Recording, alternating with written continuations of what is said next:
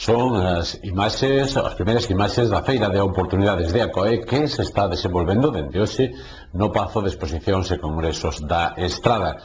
Moi boas noites, sexan benvidas e benvidos a Información en Estrada Televisión neste venres pechando unha semana marcada basicamente por esa feira que hoxe comezaba e tamén, obviamente, por o pleno que onte tiña lugar aquí no Concello Estradense, un pleno de trámite, como xa lle dicimos, onde a polémica saltaba en rogos e preguntas, como tamén xa onte lles anticipábamos co voceiro do Partido Popular aquí nos nosos estudios. Por certo, que o alcalde José Perdono negaba calquera vinculación do Concello ca vista en cuestión, xa saben vostedes, a acusación de prevaricar ou de malversación por parte do Concello que facía o Partido Popular.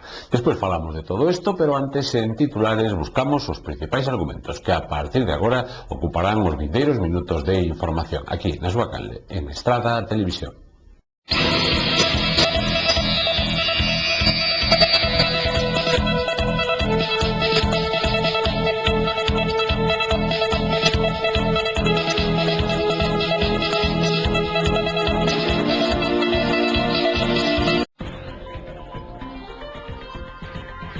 Hoxe comenzaba a Feira de Oportunidades de ACOE no recinto feiral da Fundación de Exposicións e Congresos. Estará aberta ata o domingo. Era inaugurada por o alcalde estradense José Antonio Dono.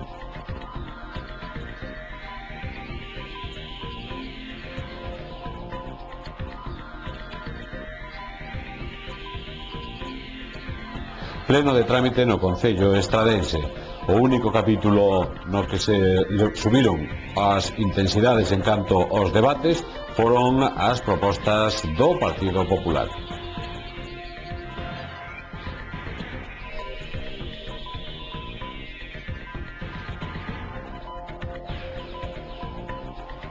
Os veciños de Teo convocan unha manifestación para o domingo en Pontevea contra o peche do consultorio.